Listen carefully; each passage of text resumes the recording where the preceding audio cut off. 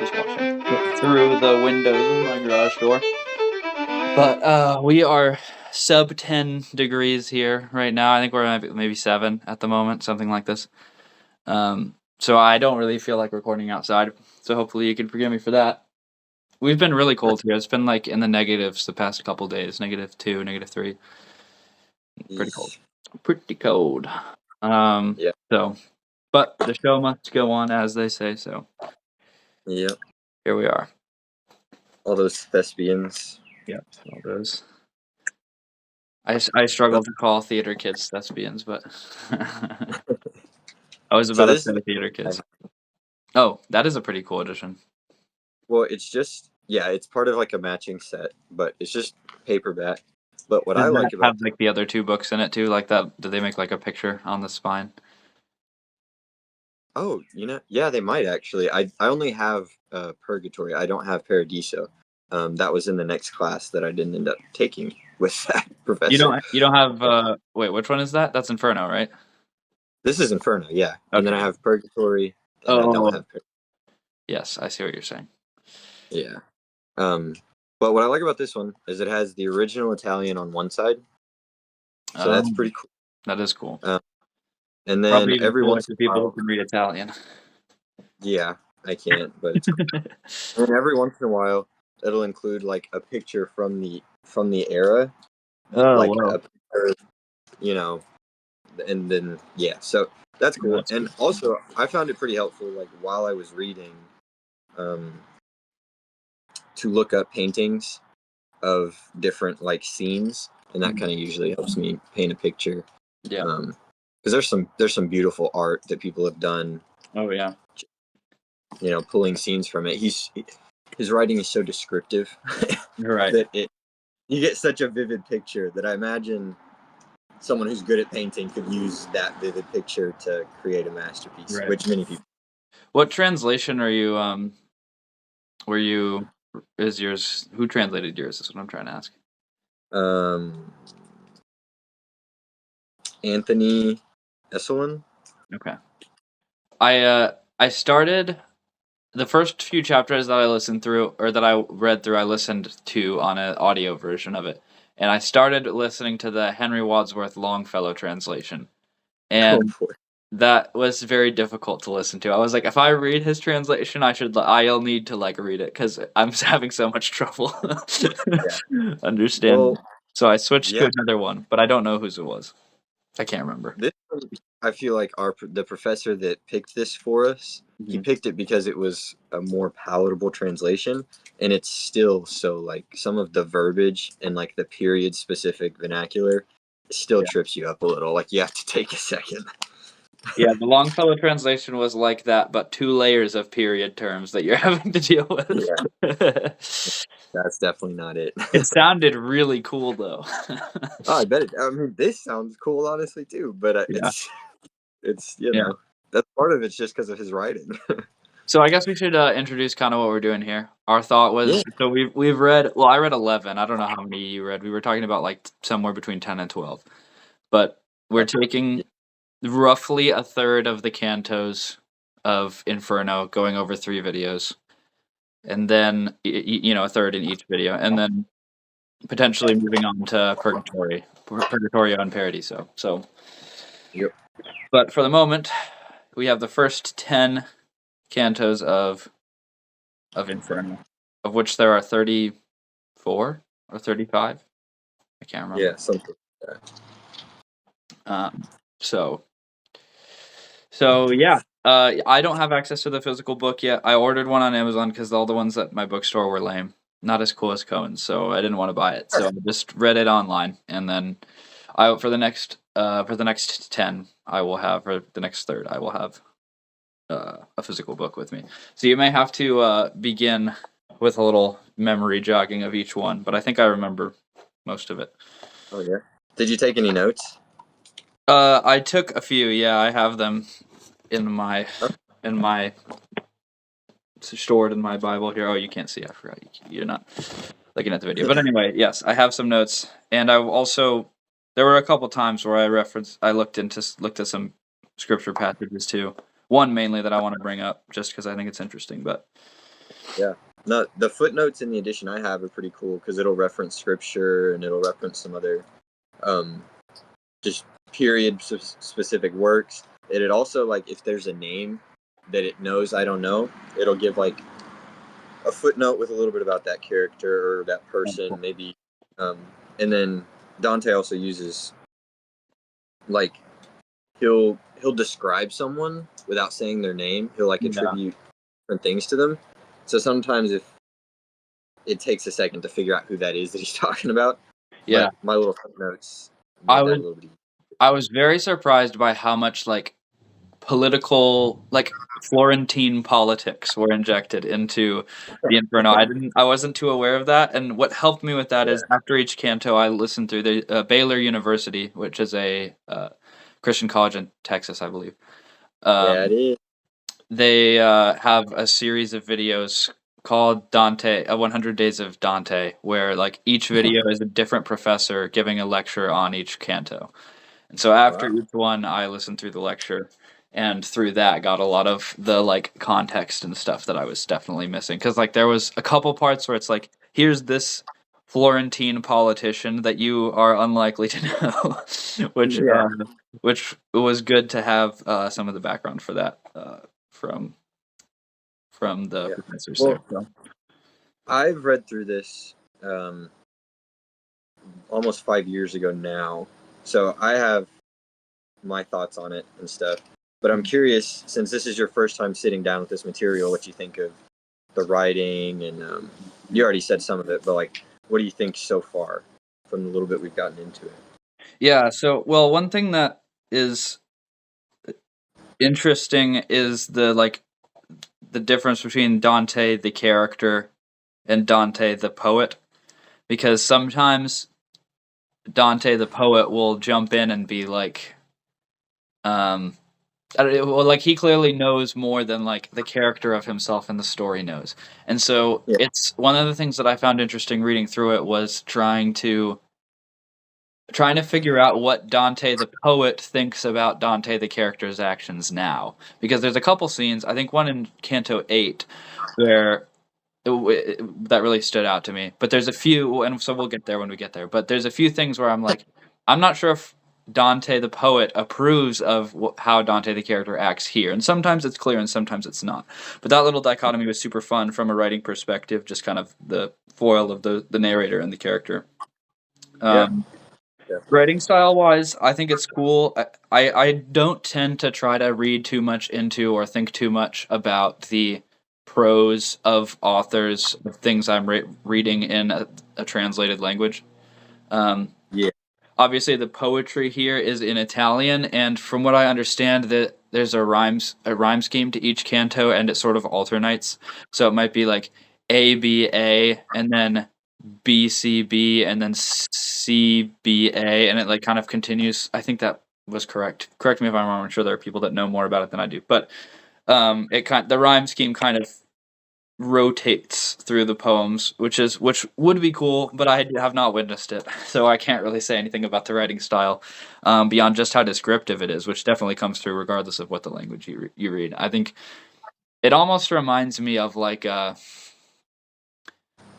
if Lord of the Rings was written in verse, like he clearly has a uh very clear image of this almost world that he's crafting. Obviously everything's inspired by different things, but at the end of the day I think Dante's structure of hell is unique to him.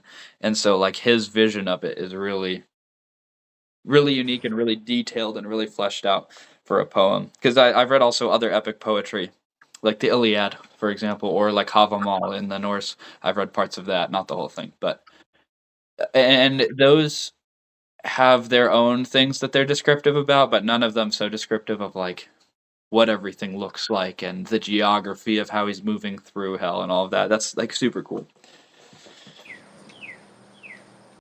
So I've enjoyed it a lot so far. Another thing which we'll probably get into right away is like um there's like seem to be sections of the story that are like sheer allegory, and some sections of like there's a point to me at which the story like gets more real or like it's really happening. Yeah. I don't know. Let's start with Canto 1 and I'll kind of try to explain that better. But before we do that, I have some new pipe stuff to show off. Oh, nice. This is a pipe kit holder, I guess, that I got from one of my friends. We do a Secret Santa every year, so not everybody has to buy everybody a gift. And my friend got me this, which is pretty cool. So it just has this that wraps around it, and then you can't even see. I forgot about that. Well, for No. everybody else who's interested, it has all of these pockets and such in it. I also have a new tamper, which has been working well and looks pretty fancy. I have these lighters, which I'm kind of concerned might burn the edge of the pipe, but that hasn't happened yet, so we may be good for now. And I also have an extra tamper, and I have this little thing which I cannot use for the pipe I'm doing today, but it's basically just a little leather thong that you can like set, and then you just set your pipe on top of it, and it just kind of like holds it. So like you can kind of it's like a portable pipe stand, which is cool. Those are cool. And so that's all that in there. But what the coolest thing that I have to show, which Cohen has already seen, is this, which is my new church warden pipe, handcrafted in Ukraine apparently. But it's got the White Tree of Gondor, what is this? The banner of Elendil, I think, or something like that. And so it comes apart in three parts to make it easier to transport. This comes off, but it's a little harder to do, so I won't do that right now. But the stem comes off super easy. Honestly, haven't noticed that much of a difference smoking it compared to other pipes, but it just looks really cool, so I'm happy with it.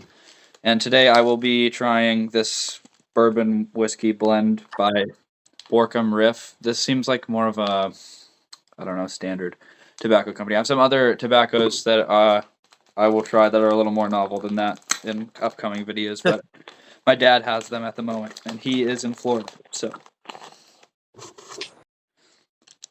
there's that.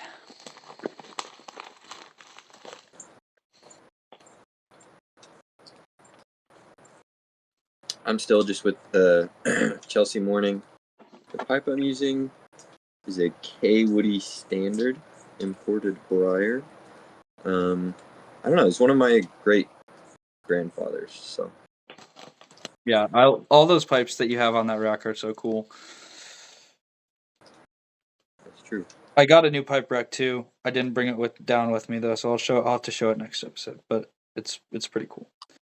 But at the moment, it only has 3 pipes on it. This one, my old one, and then the corncob one that Cohen got me, which was my first pipe.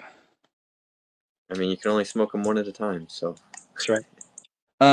Another development in my pipe smoking life is, and you may have already been doing this, and I'll probably sound really stupid for not doing this, but I found that I sort of struggle a little bit after relighting. So like the first smoke lasts, however long, and then like I start talking or whatever, and then I have to relight. Okay, and so, but after that relight, I just tend to really have trouble keeping it lit, or used to. But I started tamping it again between relights, which has helped me a lot. So I don't know if you were already doing that, but it has been useful. Yes. Right. A little bit I have. Yeah. Just play with it a little bit. I'm trying to figure out how to layer it right, whether or not I have half a bowl, a full bowl, a quarter bowl, or it goes out at the very bottom, put a little more in. I'm trying to figure out how to go back through and layer it so that I can keep it burning. Yeah. Okay, so Canto 1. Yes. Starts in the dark forest. Yep. And Dante's just there, and so are we, according to him, which is interesting. Because he says something about we're in the middle of our lives, right? I think is how he words it, which is interesting. So clearly he's setting the whole thing up as an allegory, right? Because it's supposed to apply to his journey is supposedly supposed to apply fairly universally, although it does get a little bit particular in later cantos, which is interesting. But we'll get there. Yeah. It's not the last time he breaks the fourth wall either. Yeah, no, that will come up, I think, by Canto 4, or whichever one it is when he crosses the Styx. I think he does that again. But he does it out of the gate. Oh yeah. Here I was thinking Deadpool was unique. No. And he definitely wasn't the first. No. So he's What do walking you in the think? dark void. Go ahead. Yeah. No, I was just curious what you thought. I mean, when I was getting back into this, I kind of had to switch gears just because of I just did. I haven't read something like this in a while. And so I was getting a little lost in the wordiness, but so I had to reread a couple times. Very descriptive, but also very symbolic. I felt like 1 and 2 both. They set the scene, but I don't really understand the scene very well. Well, I think that's because I struggled with that a little bit too, especially because I'd heard in the past that the Inferno is like famous for being very descriptive. And so Yeah. we open the scene and it's barely descriptive at all. He's in the dark forest. That's all. Yeah. That's pretty much all we're given. Mm-hmm. And I think, and I haven't determined why this is exactly, but I think there are parts of the story that are just like pure allegory. Like the dark forest is everything that the dark forest represents. And I don't even know Yes. that Dante has like a clear picture of what it is in his mind. Probably because he's trying to universalize this so much. But like obviously the dark forest has its symbolic significance pretty much across all of time. And Mm-hmm. I think for Dante that's supposed to be sufficient for us here. So Yeah. I don't know that we're supposed to like pay too much attention to it other than that like whatever dark forest we're in, that's where Dante is. Yep. Or whatever dark forest we have been in, I guess, if we're not currently in one, but I think probably most of us are. So, and as he's walking along, he meets the 3 beasts, right? The leopard, the wolf, and the lion. Yeah. And so I did a little bit of digging into that because I was sort of confused he sees the leopard and he's like, oh, that's kind of scary, and then just keeps going. And he sees the lion, he's like, oh, that's a bit scarier, and then he just keeps going. And then he sees the wolf, he's like, all right, time to throw in the towel. That's it. And then he turns back and Virgil shows up. So I was curious kind of about what that is. Apparently there's a lot of debate about it, not a very simple topic. Some people think they're supposed to represent different sins, like the wolf is like hungry, and they like think that maybe that represents greed or something.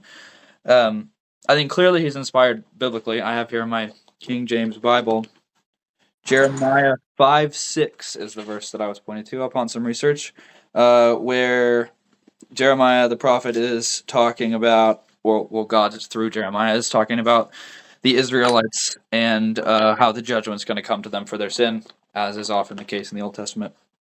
This is Jeremiah 5, verse 6. He says, wherefore a lion out of the forest shall slay them, and a wolf of the evening shall spoil them, and a leopard shall watch over their cities. Every one that goeth out thence shall be torn in pieces, because their transgressions are many, and their backslidings are increased. Yeah. So clearly that imagery, I'm certain that imagery influences him, because he brings up the Old Testament a couple times, at least. So whatever sins they may or may not represent, I think they just represent his sin. Yeah. And Okay. by extension, ours. Yeah.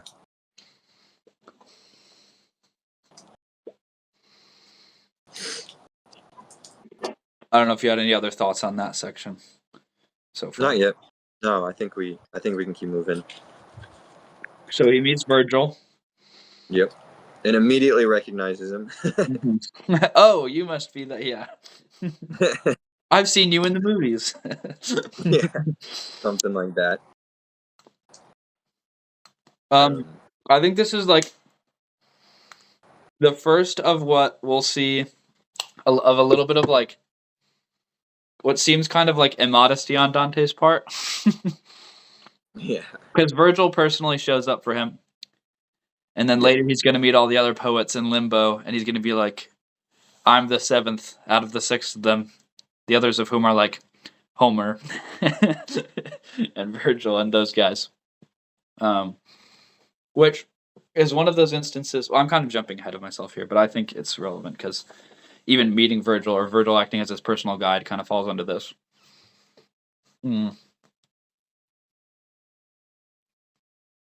Well, but I think anyone who doesn't know, you might explain who Virgil is and why that's significant that Dante just sees him in this dark forest. Right. So Virgil's famous for the Aeneid, which is like pretty much second or maybe third only to the Iliad and Odyssey in famous Greek poetry. I haven't personally read the Aeneid, but it's going to get referenced a couple of times, particularly in the scene with Cerberus later on. But yeah, just a very famous Greek poet. Just one of the most famous poets in all of history. Yeah. Well, the other thing that's interesting, I guess, to bring up is I can't remember if it's in this canto or canto 2. I think it might be 2 when Dante starts getting a little like nervous about the journey, and he's like, "This is going to be tough," and then like, "I don't know if I really want to do this." And the way that Virgil encourages him is he mentions he's here on behalf of 3 women in heaven. One of them's Saint Lucia. The other one is Beatrice, which I guess, according to some of the professors that I was listening to, is a woman that he has written in his sort of personal biographies about having encountered in Italy, in Florence rather, like three times pretty much throughout his life, and she was like, I don't know, the most beautiful thing he had ever seen, pretty much. And she becomes, even in his earlier poetry, which was a lot of like love poetry and stuff, kind of the aspect of beauty in his mind. So that's kind of interesting. I think she crops up a couple of times, but I think she's gonna become even more relevant as we get towards purgatory and paradise. So one thing that I wanted to go over too, since we're kind of setting the stage, I'm imagining anybody who's watching this, or for everybody who's watching this, not everyone has read Inferno, and it's an easy read, and you can probably find it online for free. So if you want to go read it before, that might be a good tip. Yeah, probably. We're kind of filling in some holes for each other because we've both read cantos 1 through. I read 10, but I mean I've read them all, I guess, at some point, but most recently 1 through 10. Right. So yeah, just to clearly set the stage, like you were saying, Dante, the character, finds himself in the dark woods that we're all in. He encounters in the darkness his own sin, probably, especially if we're considering the imagery used in the Bible, right? So he's confronted by that, and it's almost hopelessly overwhelming, right? And then he meets Virgil, who is like, I don't know what he might represent, but at the very least, he's Dante's guide. Yeah, right? he's the guide, whatever that is for you. Comes to guide Dante. And then very quickly, it may even be in Canto 2, we start what everybody, I imagine, who knows anything about this book knows, is this sort of moving towards hell. Do you remember if it's Canto 2 that they start towards? I think Canto 2 is the beginning of his doubts and Virgil assuaging his doubts. And then Canto 3, they walk into the gates. Yeah, okay. Abandon all hope, ye shall enter, ye who enter here, and all that.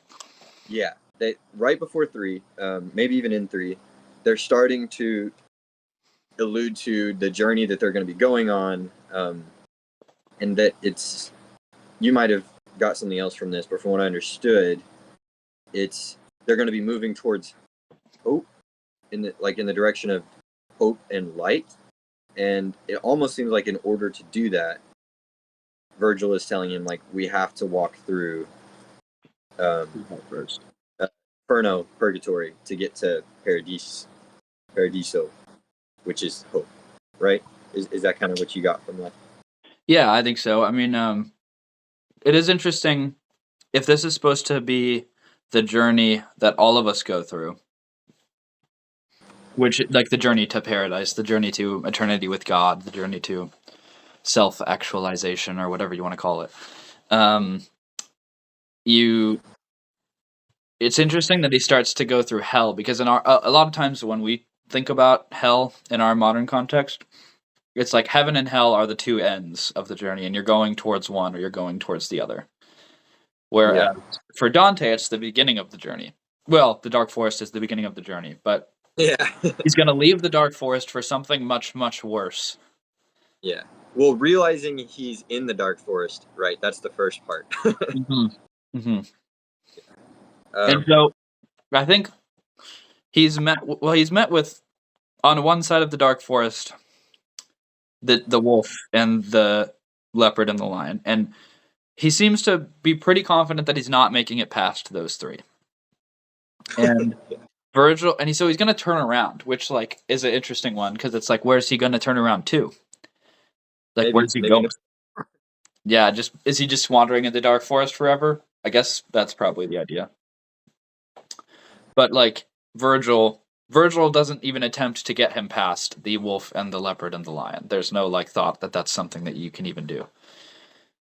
Yeah. And there's this other way that you have to go, which is maybe worse, but also somehow the more correct path. Yeah. Which is through hell. So I Yeah. mean, in what sense? In the sense that this story is meant to be a universal journey for all of us, in what sense do we go through hell? But is hell supposed to sort of, in some way, analogize like our experience on Earth before we get to our purgation and then to heaven? Or I don't know. I don't know what your thoughts on that are. I had trouble with that one a little bit. Yeah. So, I think the first natural question that pops into my head after I'm reading this with new eyes, 5 years from my initial time reading it, I realized I didn't really ask any questions the first time I read it, so I probably didn't nearly as much as I could. But the first question that popped into my head this time is why? Like, why are we going on the journey at all? Mm-hmm. And then you see, okay, well, I guess, like you're saying, he's either going to wander around in the dark forest forever, or maybe just be consumed by the dark forest because of the creatures in it, um, or he's going to realize he's there, and then, like you're saying, he has to decide that he's going to embark on this journey of moving towards hope. And then, I mean, as far as I got in terms of my train of thought with that was, what else are you going to do? Right. Right. And he doesn't really know what it's going to entail. Like, he's with the guide and he's nervous and he's a little scared, but he also has no expectations, right? Mm-hmm. He's kind of like, okay, you're my guide, you're my master, you're this wise one. He's like very Yeah, kind of worship puts them on a around. pedestal a little bit, Yeah, a little bit. um but also kind of weirdly derides him a little bit at times, which is we'll get to I guess later. yeah, But there's some times where it's like he is the master and the guide, but he's also sometimes like, Virgil, you're just a pagan, you don't get this kind of stuff. yeah, Like it's kind of a bit of an interesting dynamic there. yeah. But yeah, so ultimately he's like, okay, Virgil's my guide. Virgil's this smart poet, that I have a lot of respect for. And so they embark. And so I think I didn't ask some of the questions you asked because, like, whether or not what Inferno represents, is our life or something else. Um, I think the ultimate, because you could just say this is part of enlightenment, right? So it's not even all of our life. It's Mm-hmm. just getting out of the dark forest. That could be what Inferno represents, Mm-hmm. but it could also be a whole other thing entirely. It could be he could just be trying to explain what happens when you die or something. I don't know. That's not a question I felt like was answered yet, at least. Yeah. All this, I'll give you one thing that I thought was an answer that I think yeah, was not, that I turned out not to be. I thought maybe that his witnessing of Inferno is just that. He's kind of like an outside viewer witnessing what's going on, not personally affected by it necessarily, but it's like, this is what awaits you if you continued in the Dark Forest. This is where you're going to end up. But I think that's not the case, because in Canto 8, he ends up, when they're on the boat, he ends up getting into like a physical altercation with one of the politicians, Felipe, I think is the name, one of the politicians from Florence, who's like he like jumps out of the river and is trying to like capsize their boat, and he's like pushing him off. And then after that, they get to the gates of Dis, at which it seems like there's like a genuine threat to himself and his personal health from the demons there. And so there's quite a lot of fear going on. And so clearly it's like he's not just this passive observer floating through hell and just seeing, like, getting warned. Like, that's not the point. I don't exactly know what the point is yet, and maybe I'll figure it out by the end.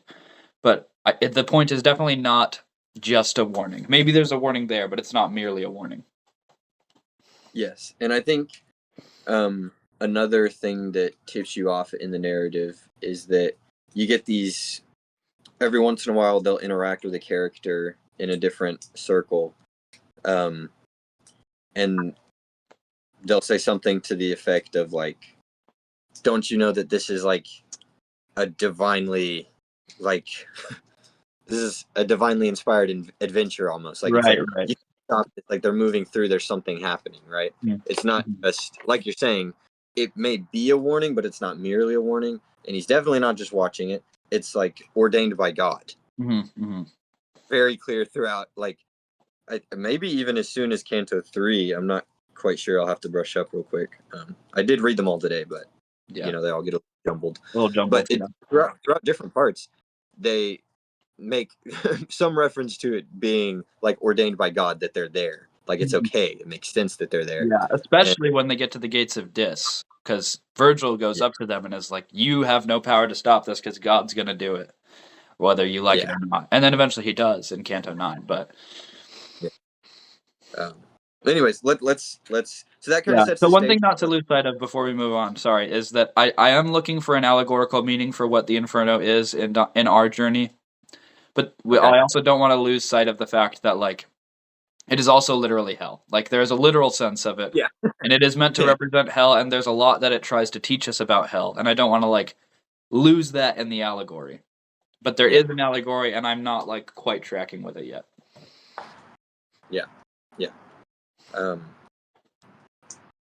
I think that's what we're here for, right? That's what we're doing. It's the Stoic Smoke Station.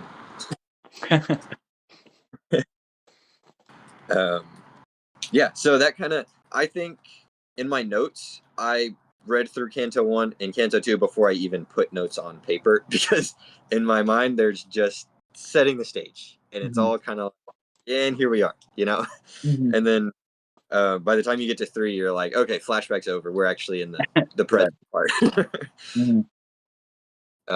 So 3 or 4, one of those two, they come to Charon, the ferryman, right? Well, let's not get past the gate. Before we get into that, I was going to read the first part of 3, just because it's so iconic. Yeah, go ahead. It is iconic. I know the one another part you're talking about. Yeah. So this is a little preface to Canto 3. Virgil and Dante enter the gates of hell. There they meet the small-souled, those and unnamed spirits whose cowardice relegates them to the vestibule of the lower world. Passing onward, they come to the river at Charon, whose ferryman Charon maybe ushers the gathered souls to their eternal misery. That's kind of what you were just saying. But jump right in the first part of Canto 3. There's an inscription that says, "I am the way into the city of woe. I am the way into eternal pain. I am the way to go among the lost. Justice caused my high architect to move. Divine omnipotence created me. The highest wisdom and the primal love. Before me there were no created things, but those that last forever, as do I. Abandon all hope, you who enter here." And these are the engravings that are on the archway gate. So that's we're here, we're in it, you know. Mm-hmm. Yeah. What do you think about that? Reading that, because I think that's in pop culture. Like you've Oh heard yeah. those, seen those. You know, what do you think in context? Reading it, what did you feel? What did you Yeah. think? So there's two things that jumped out to me when I was reading it, and then one that I learned from a video that I watched afterward. So I'll claim these two thoughts as my own, but the third one's not my original idea. So number one, well, I'm sure none of them are original ideas, but anyway, I came up with them as it is. The first thing it says is that, can you read that line about love again, real quick? Yeah, let me get into it. Justice caused my high architect to move. Divine omnipotence created me, the highest wisdom and the primal love. Right. So, to get a little theological with it, I think the primal love is a reference to God himself, which Yeah. God's nature is love. We talk about that in the gospel a lot. And I think a lot of Christians who say these words just sort of take them a little bit for granted. But to say that God is love, like the primal love of what he's saying, like primal being not like carnal or something in the way that we use it now, primal as in like the first, before anything. And that's God. And, the Trinity is love because, each part of the Trinity loves each other, all that. What I think is interesting here for Inferno is the characterization of hell as being born of love, which you kind of, I don't know, maybe you don't have to like that or agree with that, but that is what Dante is conceiving of hell as. And that will continue to show up a bunch of times. And it seems as though Dante character so far doesn't really believe that, but maybe the poet does. And we'll see a little bit of the reason I say that in a bit. But to kind of give an overarching view of it, Dante's going to go on throughout the first few rings, of hell, to pity the souls of the dead. And Virgil is going to admonish him for that a little bit. He's going to kind of say, like, almost as though his pity's misplaced, or he oughtn't to have as much pity as he does. And at some point, it gets to the extent where he like faints of how much he feels for these souls. And I think Dante is going to try to show us, and I don't think he's finished by Canto 10, so I'm not. This is just kind of my looking ahead. But I think throughout this whole thing, one of his goals is to try to show us that the justice which God visits on the souls that are condemned to hell is not only like part of God's love, but like integral to it, integral to the primal love. Like since God loves hell, like hell exists because God loves us, which is going to be a tough thing to prove given the imagery that's given of hell so far. And I think it'll be tough for people in our modern context to really grasp, including myself. But theologically, it does kind of have to be that way. And so I'm sort of committed to agreeing with Dante, even though I don't fully grasp it yet. But I'm hoping that the book will help me. But anyway, he sets that up right here, right at the very gates of hell. It's born of love. And so that's going to be important going forward. The second thing that jumped out to me was the abandon all hope, of course, is like a super famous line. That's part of it. Part of the love thing, I think, related to it in that the punishment that is going to that awaits those who are traveling across the river Akron and into hell. There's no redemption after that. It's done. Like the judgment has been passed, and that's what it's going to be. There's no going out from hell into heaven. Like you've gone the wrong direction, which is another puzzling thing for our discussion earlier about the allegory of why is Dante starting his journey with hell. But anyway, and I think that also plays into why Virgil is gonna kind of admonish Dante a little bit for taking pity on the souls here. And again, I'm not necessarily trying to pass judgment on what Dante's saying here yet. I'm just saying I think this is what he's saying.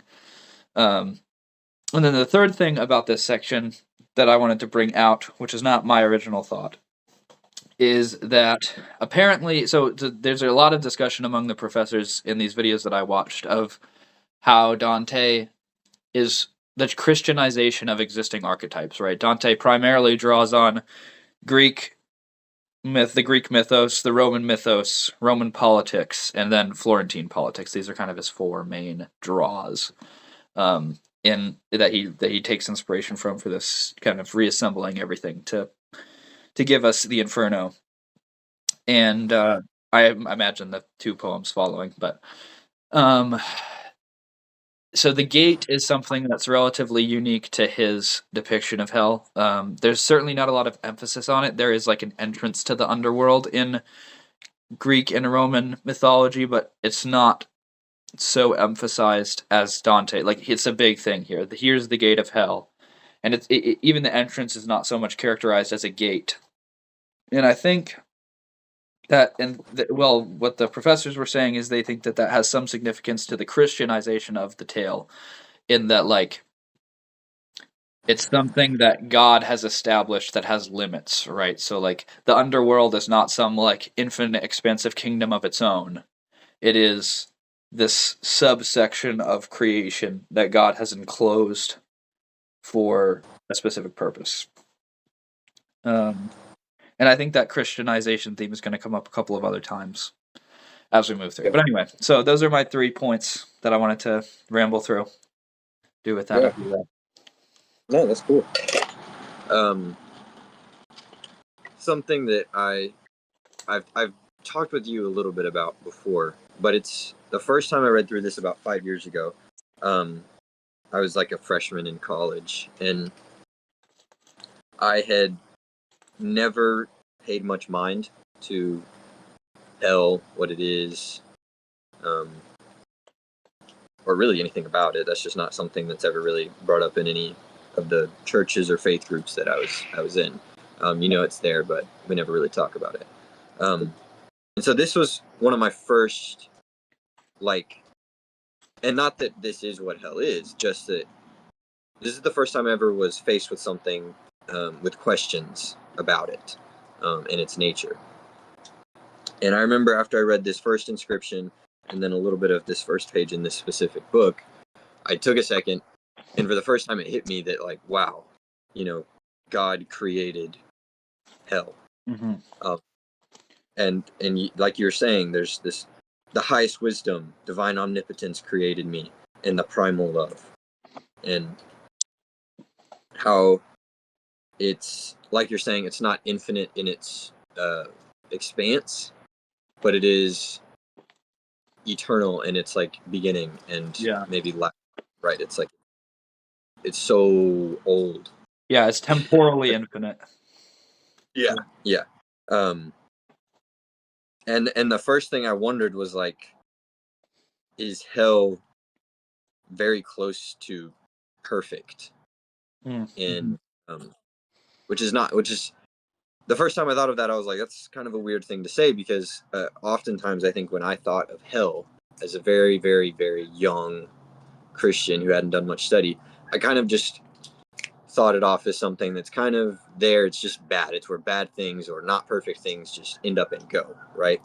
Mm-hmm. And I never thought of it as having, like, a structure that was perfected and, like, a system that was perfected, and that, like something you're kind of alluding to with how Virgil addresses Dante in regards to his sort of empathy towards these souls, is that it is, by and large, what we come across is perfected systems that are doing what they're supposed to be doing, like what they were created to do, like the judges that you'll run into, the different beings that are sort of administering justice while they're in hell. They're, like, created by God, and they're functioning the way they're supposed to, created by divine omnipotence, right? Right. It's not like it's not like the demons are necessarily ruling, right? It's like all done the way that God wants it. Yeah. Mm-hmm. And so I think that was for me something that I had never ever thought before, was that it could be the case that hell is very close to perfectly what it's supposed to be. Mm-hmm. Which brings the question, like, if hell is a place for the punishment of evil, and hell existed since the beginning, which is Dante's premise. I don't know necessarily where he gets that theologically, but this is what Dante's telling us, so let's go with it. Just for the sake of discussion.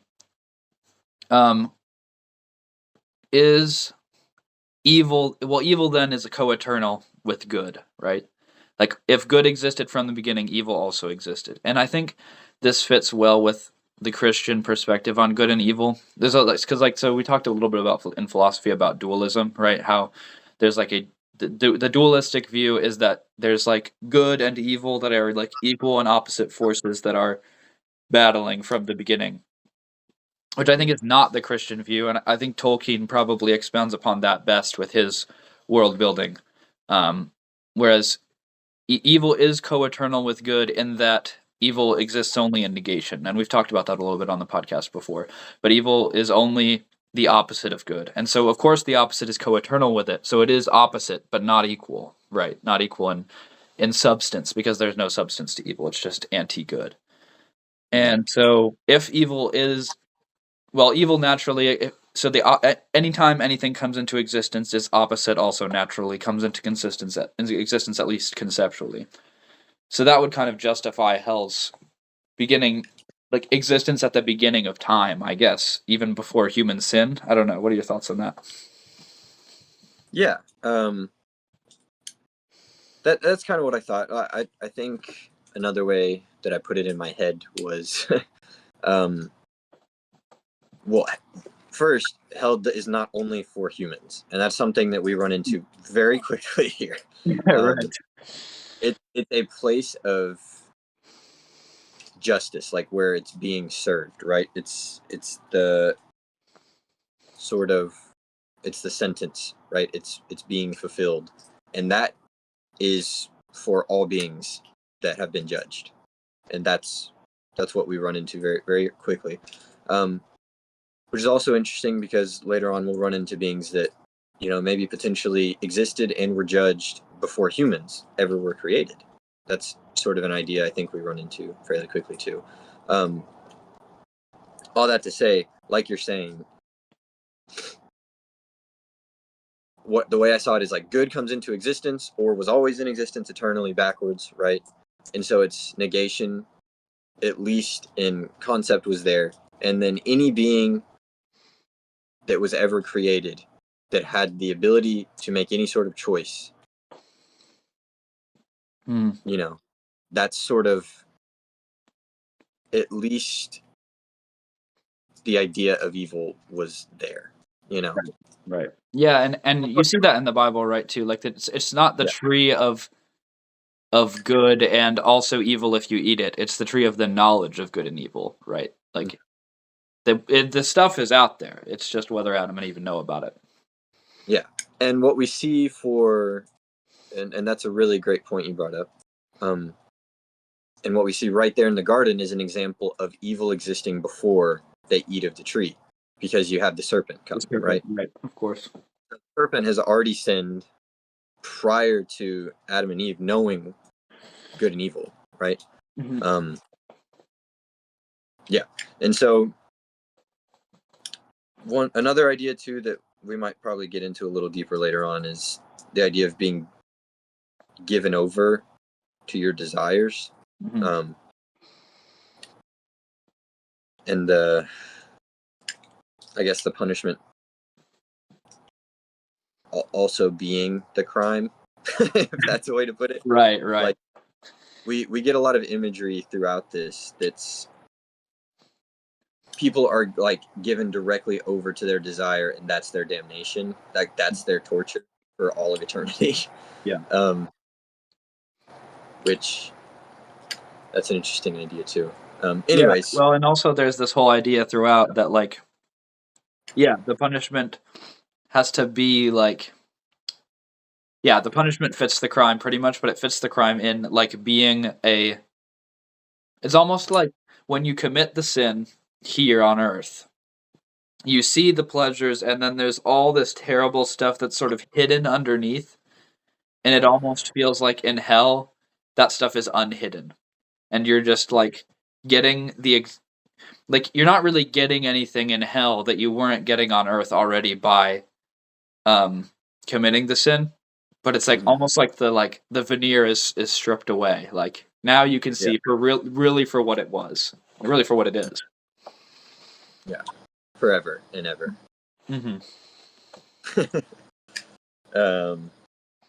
But yeah, that's what a what a hefty Canto 3 was. You know, it really jumps you into it. We've barely got past the gate. Yeah.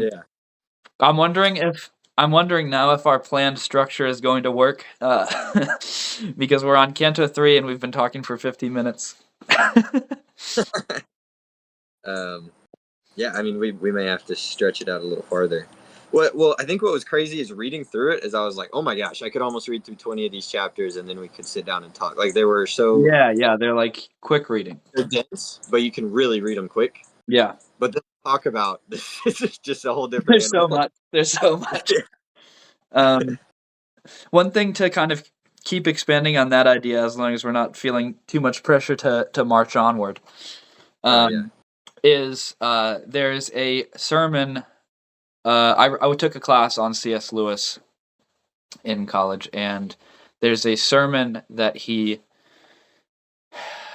gave, which I don't remember exactly what it means, or what. So not what it means. I don't know exactly what the title of it is. I can't remember.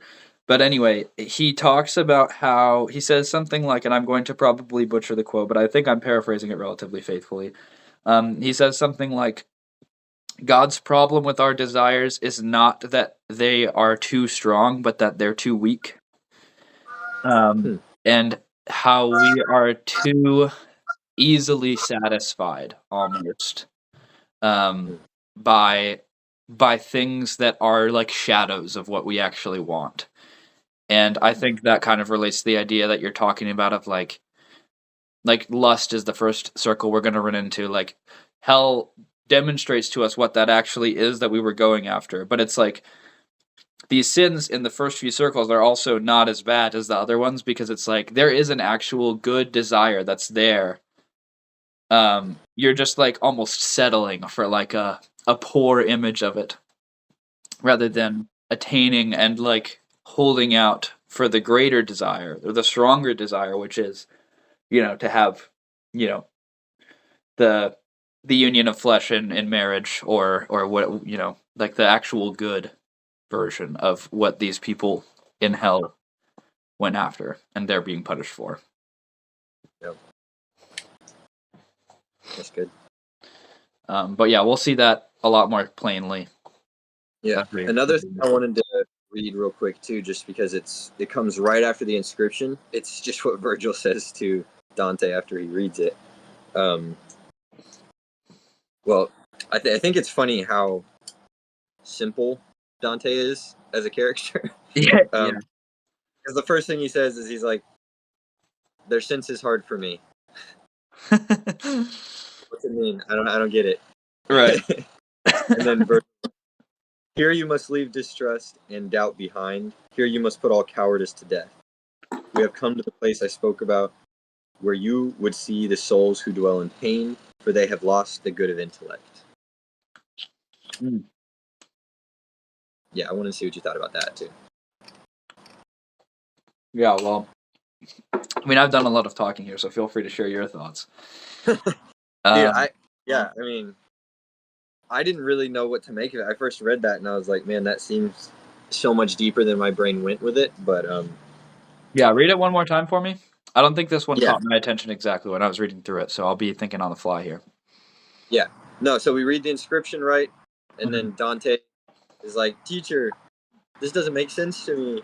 And Virgil's like, he's like, okay, here's what it says, bro. Here you must leave distrust and doubt behind. Here you must put all cowardice to death. We have come to the place I spoke about, where you would see the souls who dwell in pain, for they have lost the good of intellect. which struck me. I just put a note. I just put a question mark in my notes because I was like, that. What does it mean to say that the souls have lost the good of intellect, like the souls that are suffering in hell? That's interesting. That I didn't think about that when I read through it.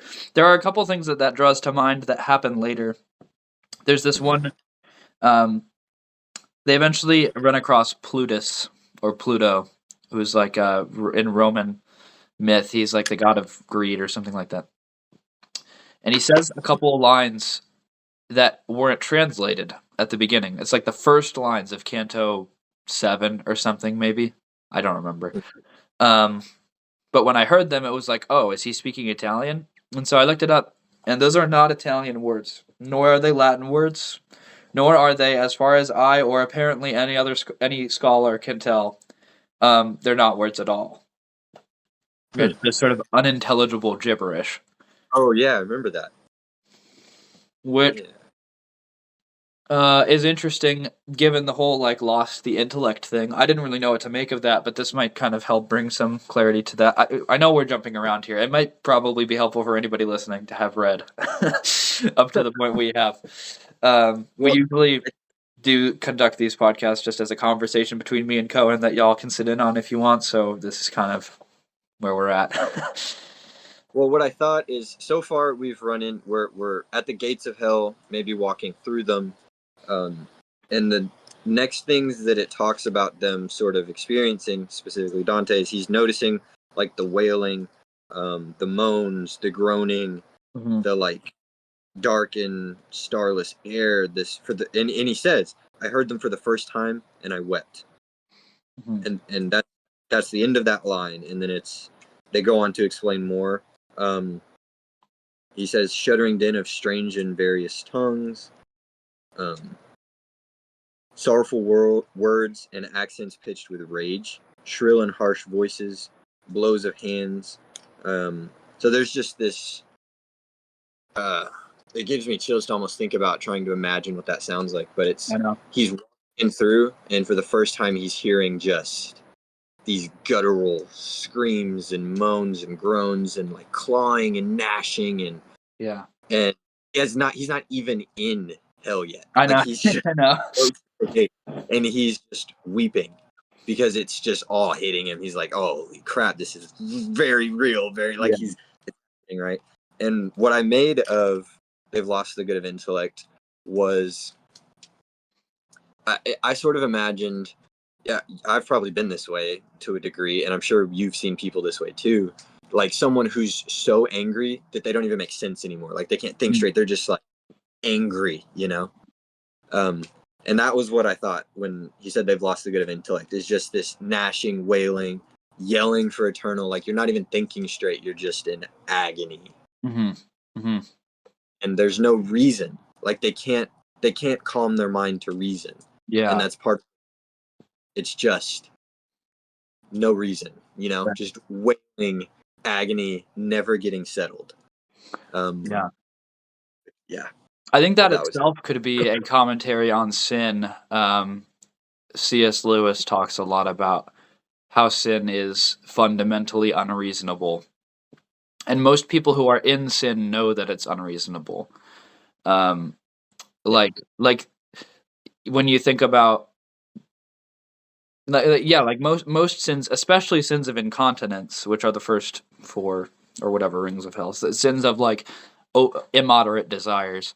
Like you kind of know that it's not good for you to give into those things, and you know that it's going to be terrible long term, and you know that very few sinners like think that they're doing good when they're in the middle of the sin, and not even just good, but like good for themselves. Like they know long term it's going to be bad, and so I think maybe that's a larger metaphor for like the irrationality of committing sin.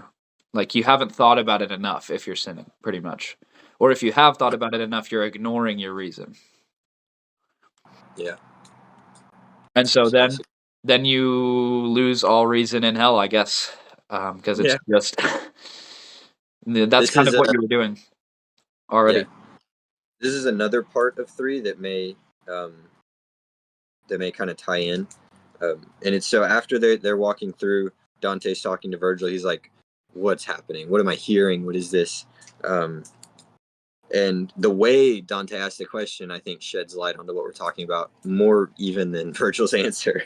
But he says, "What are all these cries I hear? Who are these people conquered by their pain?" Mm. Which again, I think can shoot chills down your spine when you think about it, because it's like they've been given over to sin. And like you're saying, there's no reason there, there's no thought. You haven't. That's why you've been given over to it, right? And now they're eternally in pain.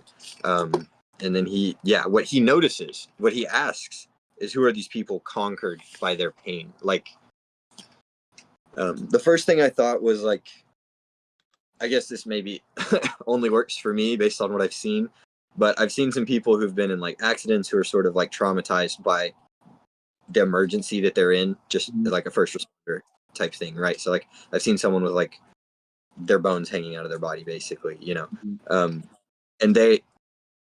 they're so like conquered by that moment, they don't even know how to be.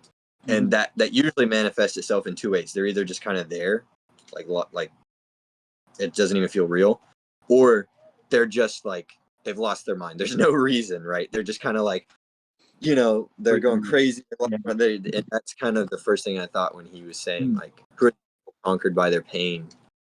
And it's just like that, like you're saying, no reason. There's no more reason there. Yeah, like you're dehumanized pretty much. Like all the like human reason, the thing that sets you apart from the animals is like taken away. Yeah, that, and maybe you're just only experiencing like the raw visceral emotions. Like you never have the second to think, it's just the most raw visceral parts of you. Right. Yeah, and I think even that ties in like to this whole idea that in hell you're getting what you already asked for, pretty much, right? Like like without God or without any hope of like, it seems to me that my experience of sin in my life is almost as though there's like sections of life, right?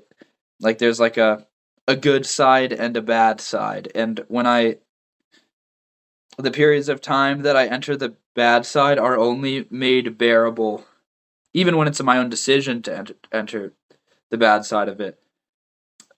The decision, those periods of time are only made bearable by the prospect that I could return to the other side, right? Yeah. And I think abandon all hope, ye who enter here, right? Like there is no returning. Like there's no amount of reason that will get you out. You've already completely given yourself over to unreason, and like there's a wall there now, and you're not going to be able to get back.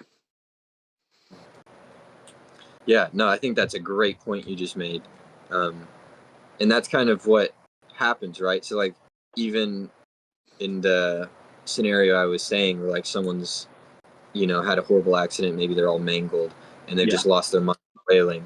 Usually what calms them down is like hope.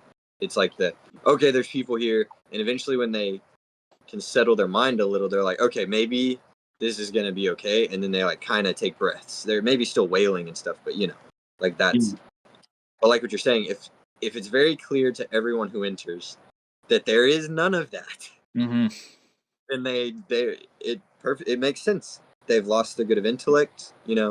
They're I forget how he asks it, but these people who are what does he say? Who are conquered by their pain. Yeah. So that's it, right? There's like you're saying, there's no hope, and so there's no reason either. It makes me think of like a situation like the archetype of the the relative who's constantly asking to borrow money, right? Like they're getting themselves into this terrible situation, but there's always the like, oh, my brother will bail me out, or my dad will bail me out, or whatever. And so they kind of just keep coming back and getting money and then losing it all and squandering it in this terrible way that they're living. And then they come back, and it's like, imagine that, but you can't crawl back anymore. Like Yeah. you never learned to value the gift enough to hold on to it. And so now there's no going back. There's no way out anymore. Yeah. And I think there is a genuine difference between the nature of the person who is able to recognize the value of the gift and the nature of the person who never does. And I guess that's God's justice, right? Like if you've decided never to understand the value of the gift of like the forgiveness that he's given you, then tough luck. That's what it is for you forever then. You know, there's no more coming back. There's no more bailing out. There's no more. Yeah. Yeah. Yeah, I don't know how much longer we want to go. Yeah. Well, just saying, because like the next thing we're going to jump into is Canto 4, and that's when we get into Limbo, and that's a whole other. Yeah. We could stay there for I was probably. gonna say that Canto 4 could almost be its own episode. Yeah. I feel like I could talk so much. Well, that's our stuff, right? There's the philosophers, there's the poets. That's Yeah. Okay. that's our wheelhouse. Well, in that case, I wanted to make a few more notes on 3 that are kind of maybe not arbitrary, but they're not on the topics we've been on. Sure. Yeah, I think we've discussed them enough. I think there were some pretty good conclusions there. Yeah, definitely. One thing that is interesting is, so they're in hell now, but they're not quite in the circles of hell. Like they've just crossed through the grate. They're like the threshold, right? Yeah. And then they cross over this river. And the guide on the river, I just thought it was interesting. Says, "I come to lead you to the other shore, into eternal darkness, fire and ice." Which I think is so cool, knowing what comes. Yeah. Yeah. I know vaguely what comes, so yeah, I know what you're talking. Like even beyond where we've read, I know a little bit. Yeah, I know what you're talking about. But it's not just, and then even the little bit of what we know about the landscape, just in up to Canto 3, it's not quite, I think, what people have a traditional picture of hell is. Like if you have a sort of Simpsons picture of hell, it's like a red cave with a red devil, Right. and a bunch of people, right? That's sort of a very bad picture of hell. Whereas what we get with Dante's description is, there, if you read it literally, you have not really encountered fire or ice or even heat. You just have this darkness and this like thick air. Yeah. You know, like this overwhelming stenches and screams and mutters and whispers and stenches. And then the river they're crossing is like this oily, gelatinous goop that's just disgusting. You know. And that's going to get even worse as we get closer to the city, because there's a whole canto where they stop and they're like, man, this smells so bad. Let's take a break and just let ourselves get used to how terrible this is. Yeah. Yeah, no, you're exactly right. I also think there was an interesting note that I had written down about the fire and ice thing too, because I think that relates. This is just a symbolism thing. I don't know if that's that important, but I think it relates to the idea of like the different types of sins, right? Because in the outer circles, it's like sins of immoderation, and then the further you get in, the more you get into like intentional evil. And I think the fire and ice is interesting. We talk about, you've heard that we've all heard the language like to burn with passion, right? It's like too much, and heat is motion, right? Like even scientifically, the particles are moving faster, and that's why you have heat. It's like there's too much going on, so much movement, so much commotion. You're being overwhelmed, and then ice, by contrast, is stasis. Even scientifically, the particles are barely moving, if at all, and like even before we talked about particles and elements and all of that, like heat is the symbol of motion and vitality, and cold is a symbol of stasis and like Death. being frozen and dead. Yeah, exactly. And I think it's interesting that the further into hell and the further towards intentional evil out of it, impropriety and into intentionality is like the colder it gets. Like you're going from hot to cold. I thought that was really well, and we haven't gotten to the cold part where we are yet. That's going to come later. But Yeah. I think that I just thought that symbolism was so cool. Yeah, definitely. That's well put. There was another note that I made. It's just a very interesting line. So this is Virgil talking to Dante, and I'm not going to read the first part of the quote, but the latter part. Justice divine so goads and spurs them on, that what they fear turns into their desire. Oh yeah, that part was so interesting, and I'm very curious to hear your thoughts about that because I was like, man, that sounds so profound, and I should have thoughts about that, but I don't know if I understand it even a little bit. Yeah. Yeah. Yeah, I don't know. And this is where they're really they're approaching the other bank. Like they're crossing the river where it's the last few like lines before Canto 4, and it's the last little bit of Dante just one more time saying like, what is this again? Just one more time. Tell me a little more, Right. And then he's describing the nature of like the people here, or the beings that are the souls that are here. And he says, yeah, justice divine so goads and spurs them on, that what they fear turns into their desire.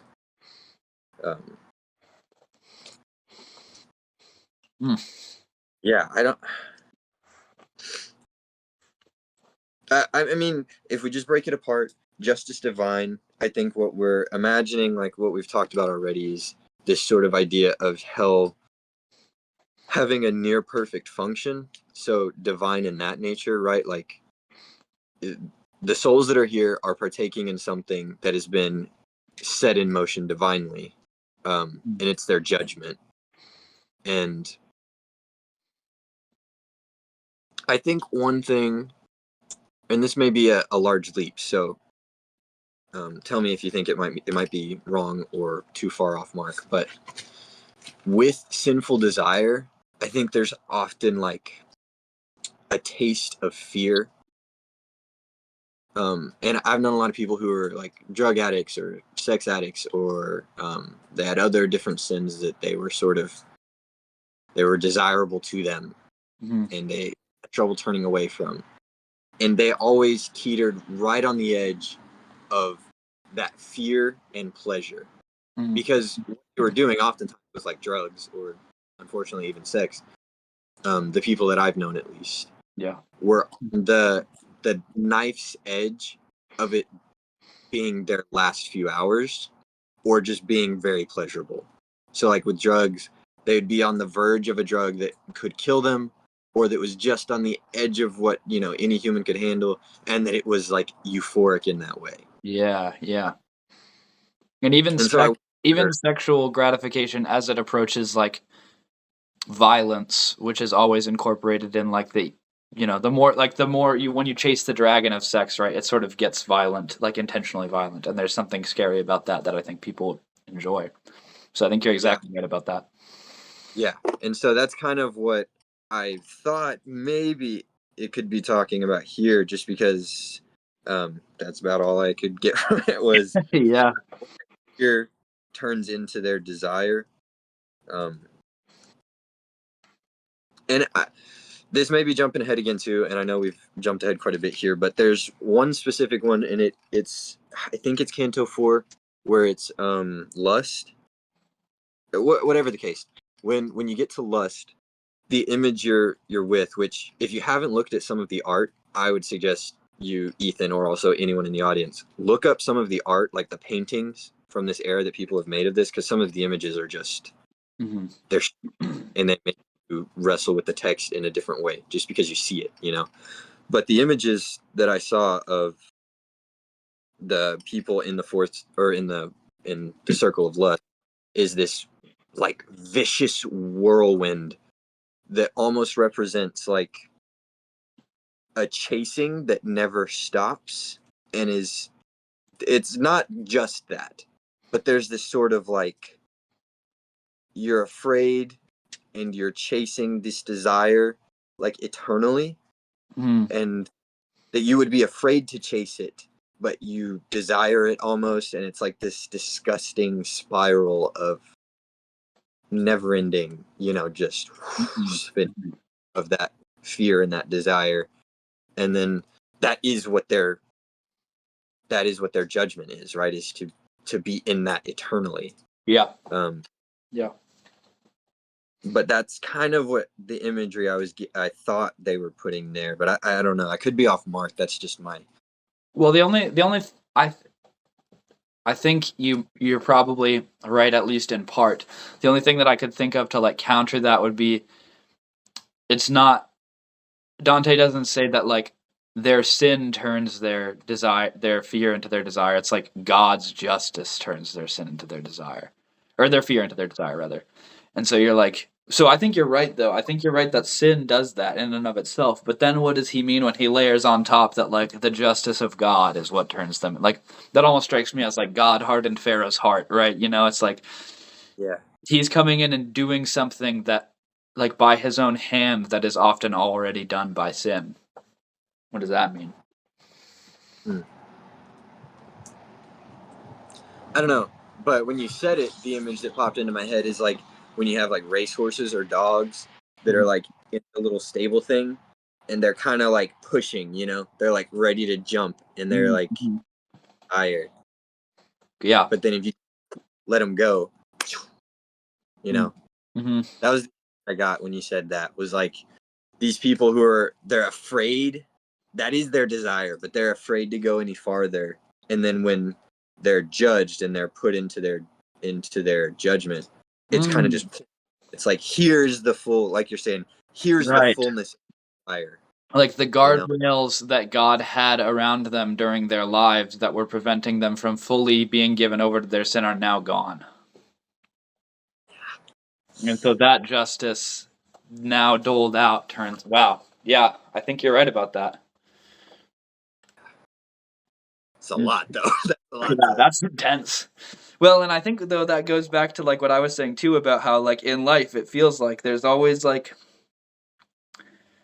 even as wretched and terrible as life on earth can be, there's like you're playing in a somewhat secure pasture, right? Like there's fences, like you can always come back. It feels like you can always come back.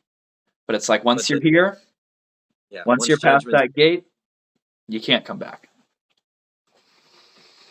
Oof. Yeah. Yeah. It's intense. And I think one thing, again, we'll probably get to it later, and maybe this is where we can end it, but it's, you start to become like Dante.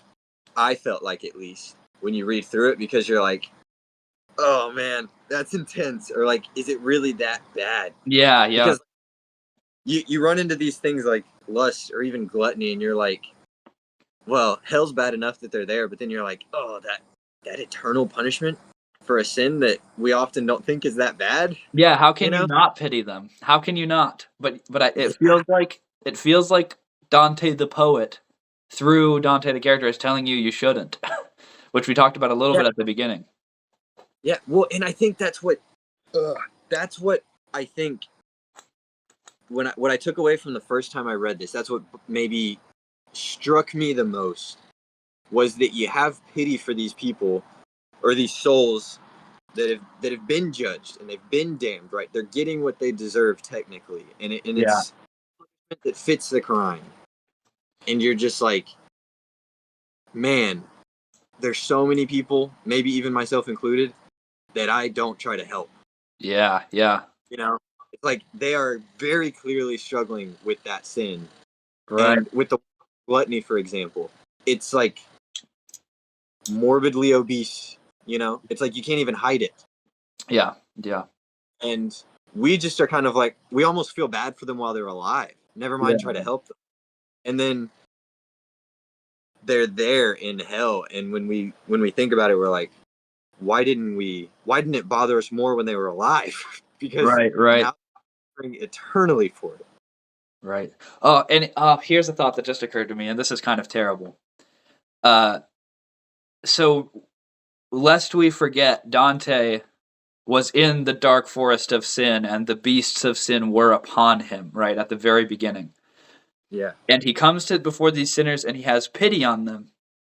And we do too. Now the question is, if that pity is wrong, you have to ask yourself where your pity is coming from. And for Dante, and probably for us, it's like, do we pity them because we have compassion, or do we pity them because we see ourselves there? Yeah. Like, is our pity coming from a place of fear, of identification with the sinners? Like, I see myself where the glutton is, and I say, like, God, this is so terrible. But is my pity for the glutton, like, for his sake? I don't think so. I don't know anything about this character, right? Like, I don't know nothing. I don't know anything about him. He's clearly done what he deserves, what he's got. So maybe my pity is from a place of like, yeah, like identifying myself with the sinner, you know? Yeah, or almost like a "what's in store for me" Right. type of thing. So it's more self pity than anything else, maybe. Which is enough to send a shiver down your spine. Yeah. Yeah. Well, and maybe that's what I think that's what Dante's trying to say. Obviously, only you can do your own self-examination and whatnot to kind of figure out where that's coming from. But it's at least a pretty terrifying accusation. Yeah. I think lust is going to be super interesting when we get there because Dante's early poetry is a lot of love poetry, and from what I understand, some of his early love poetry was like not of the highest sort, right? And he talks about too how Beatrice like elevated him out of like the shoot. I gotta find the line and bring it up next time, but he's like alluding to like how he was before and what the types of things he wrote about before, and then how Beatrice like brings him out of it and up to something higher. And so I think he identifies with the lovers there a lot, and I think that's maybe the one where he faints of pity. And well, he faints for the first time in 3. Oh, and then yes. He probably faints 3 more times after that. At least so that we read. I do think it happens on the lust one. I'll have to double check that, but I think that's true. And so if we now know that this is like a personal sin of Dante's that he is identifying himself with, then maybe I think that's probably right. I think his pity is more about himself than it is about the lovers that are there. Or in part about himself. Right, at least in part, right. Because I mean, the lovers that are there are much worse than even his like vulgar love poetry, right? Because they were like, what is it? A woman. Yeah, we can't get there yet. We'll get there eventually. Anyway, I think that's a good enough thought to leave it on. So maybe watch yourself, and we watch ourselves as we continue to read. Like, try to introspect where our pity is coming from, and is it misplaced? Is it compassion, really? Because we would like to assume that it's compassion, but I don't. I think Dante isn't so sure that it is. Dante the poet. Not Dante the character. I think Dante the character is just confused. Yes. He's a very simple character. He is. At least so far. Although I do think he gets a little bit better as it goes on, but he does, but not for a while. Not for a while. At one point, Virgil yells at him and says, "You simpleton." Yeah. Which is funny too, because I'm still jumping ahead again, but it's funny that he brings himself among the poets at this point. You know, when he's like probably the worst he's gonna be for the entire poem. And he's like, I'm number 7, right after Homer or whatever. Which, I mean, fair enough. I mean, here we are talking about the Divine Comedy, however many hundreds of years later, but yeah. So there you have it. We'll talk about that next time, though. Yeah. Sick. Okay. Awesome. See you in the next one.